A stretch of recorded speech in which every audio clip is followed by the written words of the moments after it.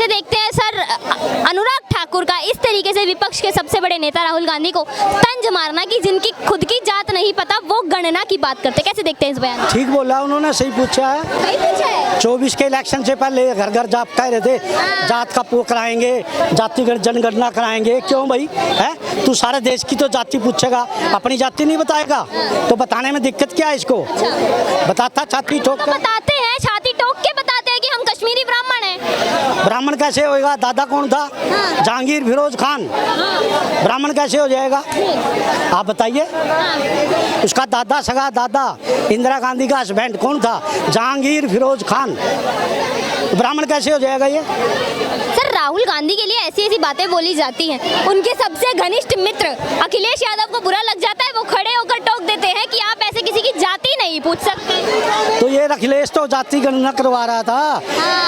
ये तो लिखित में लिख रहा था, कह रहा था कि जाति गणना होनी चाहिए। वही मेरा सवाल है कि चाहे कैमरामैन हो, चाहे रिपोर्टर हो, चाय वाला हो, ड्राइवर हो, सबसे नाम पूछ पूछ के अखिलेश यादव जाति का पता लगाएंगे, लेकिन अपने ही दोस्त की जाति नहीं बताएंगे। उसको बताने में दिक्कत क्या है?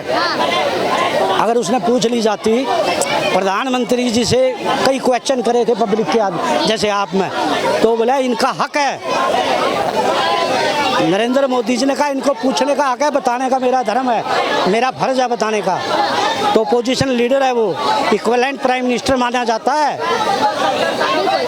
क्योंकि सारी फैसिलिटी प्रधानमंत्री की तरह मिलती है, कमांडो मिलते हैं। तो उसी ऑपोजिशन के इतने बड़े नेता का आप लोग मजाक बनाते हैं। मजाक तो खुद ही है। अच्छा, वो खुद ही मजाक है। आलू का हलवा बना रहा है। हाँ वही आलू का हलवा बना रहा है, कह रहा खेतों में टाइल बिछा दूंगा सारे खेतों में।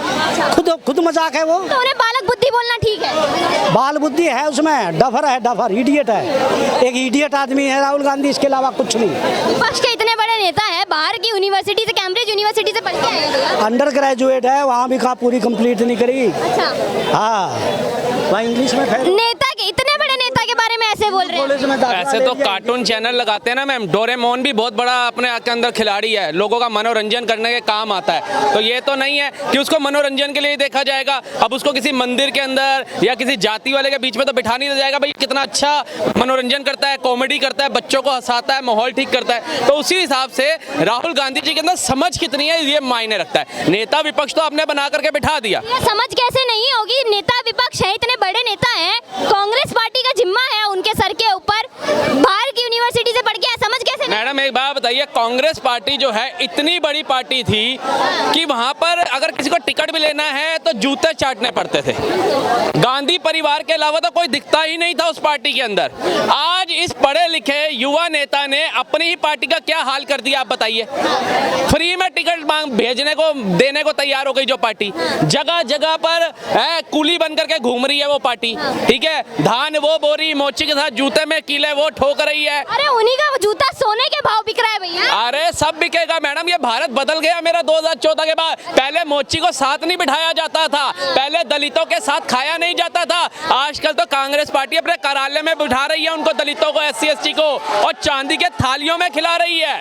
आज ये चेंज जो हुआ नए भारत के अंदर, ये मोदी जी का डर ही तो है, जो बता रहा है दलितों को, ST ST OBC को भी ऊपर लेकर के जाओ। कब तक परिवारवाद चलाओगे आप? सपा पार्टी को देख लो, अखिलेश यादव को। आप परिवारवाद को खत्म करके अब आप जातिवाद चलाएंगे। जो चला रहे हैं उनको अक्ल दे दी है कि जातिवाद छोड़ दो, परिवारवाद छोड़ दो। SC ST जिनके लिए आपने 62 साल में नहीं सोचा, जिनके नाम के ऊपर आपने सारी जिंदगी वोट बैंक करी, उनके बच्चों को पढ़ने नहीं दिया, आरक्षण उनके ऊपर ठोक दिया, राशन उनको देते रहे और उनको निचला कुचला तबका मना करके कि आप SC SC हो, आप OBC हो, आपको हक नहीं है अपर क्लास के साथ बैठने का, आपको हक नहीं है अच्छे मॉल्स में घूमने का, आपको हक नहीं है 5 स्टार में खाने का, आपको हक नहीं है हवाई यात्रा करने का। आज 2014 से आज आप देख लो, हमारी प्रथम नागरिकता का जिसको प्रावधान दिया गया, द्रौपदी मुर्मू जी पिछड़े वर्ग से आती हैं, आदिवासी महिला हैं, सर्वोच्च स्थान पे बिठाया।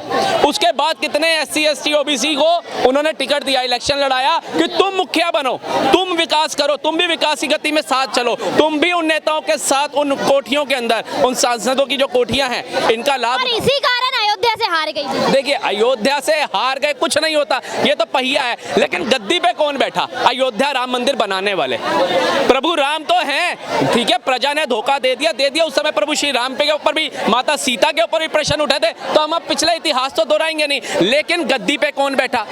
लोगों ने प्रभु श्री राम के ऊपर प्रश्न चिन्ह उठाए थे जब वो वनवास काट के आए। उनकी खुद की माता जी उनके अगेंस्ट हो गई थी कि कई ने 2 मिनट का उनको भाषण दिया कान के अंदर, उनके पति की जीवन खत्म हो गया, दशरथ जी की डेथ हो गई। माता के कई ने विधवा होना मंजूर किया, अपने बेटा उनका खुद का जिसके राजपाट के लिए उन्होंने संघर्ष किया, राजा दशरथ से लड़ाई करी, उनके बेटे ने वो राज सिंहासन अपनाया तक नहीं, वो प्रभु श्री राम के पास गए, उनके खड़ों उठाए और सिंहासन पर रख दिया। माता के कई को भी मंथरा की बातों में आकर के कुछ नहीं मिला।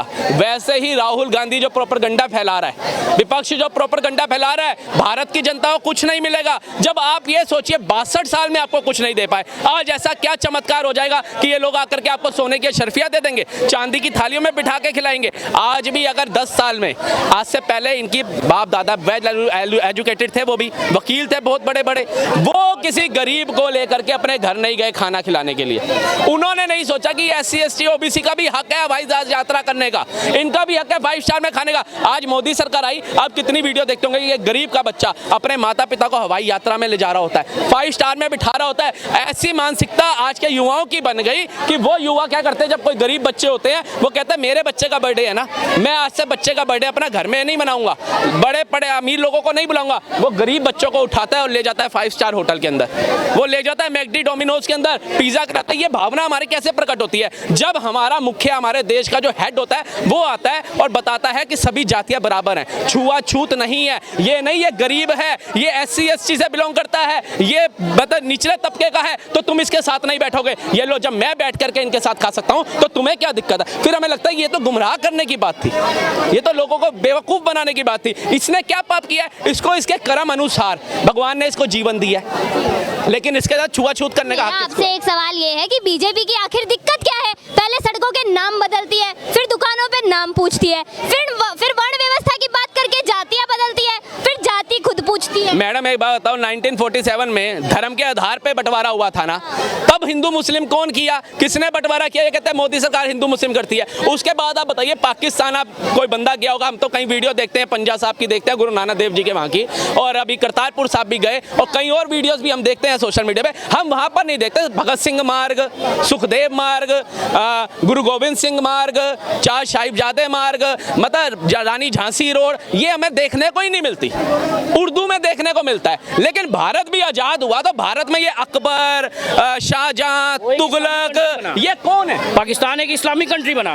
इंडिया में देखिए हमारे को बरगलाया गया। ये तो फर्क है ना सर, पाकिस्तान इस्लामिक कंट्री बना पर इंडिया तो सेक्युलर है। सेक्युलर है, BR अम्बेडकर ने बोला था या तो सेक्युलर वर्ड रहने दो या तो माइनॉरिटी रहने दो, दोनों एक साथ नहीं चलेगा। और सेक्युलर का जब ये वर्ड जोड़ा गया, हिंदी का क्या मतलब है? आपको लगता होगा धर्मनिरपेक्ष है हिंदी का मतलब, हिंदी में जो वर्ड लिखा गया था धर्मनिरपेक्ष नहीं लिखा गया था, पंथ निरपेक्ष लिखा गया था। ये जो कुछ जो बांटने वाली राजनीति करते हैं, हिंदू मुस्लिम करते हैं, इन्होंने ये कर दिया कि सेक्युलर का मतलब है कि धर्मनिरपेक्ष। धर्मनिरपेक्ष हमारा देश था ही नहीं, कभी सेक्युलर था ही नहीं, सेक्युलर कैसे हो जाएगा? हमारा देश सेक्युलर क्यों है? ये सेक्युलर बनाया गया है मैडम, क्योंकि इनको पता था कि कब तक हम एक बंटवारे के बाद इस पे राज कर लेंगे, कब तक हम अपनी सत्ता को इसमें चला लेंगे। नेहरू जी क्या डिजर्व करते थे? जब अपने इनको मिला था सारा, कहते हैं कि जब इलेक्शन हुआ, इन्होंने वोटिंग करी नेताओं की बिठा करके, अधिकारियों की बिठा करके, तो सरदार पटेल को सबसे ज्यादा मत मिला, तो ये नेहरू जी तब भी बन गए, किसी ने इनका विरोध नहीं किया। उसके बाद कुछ मुस्लिम भाई अपनी इच्छा अनुसार भारत में रुक गए, किसी हिंदू समाज ने उसका विरोध नहीं किया, किसी सिख समाज ने उसका विरोध नहीं किया। लेकिन अगर आज हिंदुओं को, सिखों को, बौद्ध को, जैनियों को उनका हक देने की बात आती है तो हिंदू मुस्लिम कहां से हो जाता है? आपने धर्म और संविधान की धज्जियां उड़ाई, आपने वक्फ दे दिया, किसी ने कोई पॉइंट उठाया? हिंदू मुस्लिम सिख ईसाई ने नहीं उठाया। आपने शरिया दे दिया, आपने पहले संसाधनों पे पहला हक दे दिया, आपने मुस्लिम पर्सनल लॉ दे दिया, आपने कई ऐसे मुद्दे जो सिर्फ मुसलमानों के लिए दिए, किसी हिंदुओं ने उसका विरोध नहीं किया। आपने हिंदुओं को और बाकी जातियों वालों को आरक्षण दे दिया, कहो इसमें ही बटे रहो, इसमें ही रहो। आज अगर मोदी सरकार आती है कहती है ये मेरा नया भारत है, ये भारत है, भारत के अंदर गुरु गोविंद सिंह जी का नाम होना चाहिए, 4 साहिबजादों का नाम होना चाहिए, झांसी की रानी का नाम होना चाहिए, भगत सिंह का नाम होना चाहिए, स्वामी विवेकानंद का नाम होना चाहिए, वीर शिवाजी का नाम होना चाहिए। ऐसे योद्धाओं के नाम ना हो करके जिन्होंने कत्लेआम करे, गर्दनें उड़ाई, अब उनके नाम से शहर बना रहे हो, उनको महान बता रहे हो कॉपी किताबों में। हु इज ही, कौन थे ये दोगले जिन्होंने तलवार की नोक पे पता नहीं कितनों का धर्म रूपांतरण करा दिया। मतलब मुगल क्या थे, मतलब इनकी मानो, इनकी ना मानो तो गर्दन काट देते थे, और मानो तो फिर वो कर देते थे, खतना करा देते थे। तो मतलब क्या था, दोनों चीजों में कटना ही था। और जो नहीं कटे वो आज झेल रहे हैं क्या अपने ही देश के अंदर। अगर आपको कांवड़ यात्रा निकालनी है तो फोर्स लगेगी, कमांडो खड़े होंगे तब निकलेगी। अमरनाथ जी जाना है तो सेना वहां पर तैनात होगी, तब आप अपने देश में यात्रा निकालोगे। मेवात के अंदर अगर जल अभिषेक करना है तो वहां पे भी सेना होगी तो आप करोगे, पुलिस होगी तो आप करोगे। अपने ही देश में हम आजादी से कुछ नहीं कर सकते मैडम। और ये कहते हैं कि मुस्लिम जो है प्रताड़ित हो रहा है, जो 2% से आज 22% हो गया, और वही पाकिस्तान के अंदर वो 2% 22% से 2% पे आ गए। तो ये हमारे देश का दुर्भाग्य है।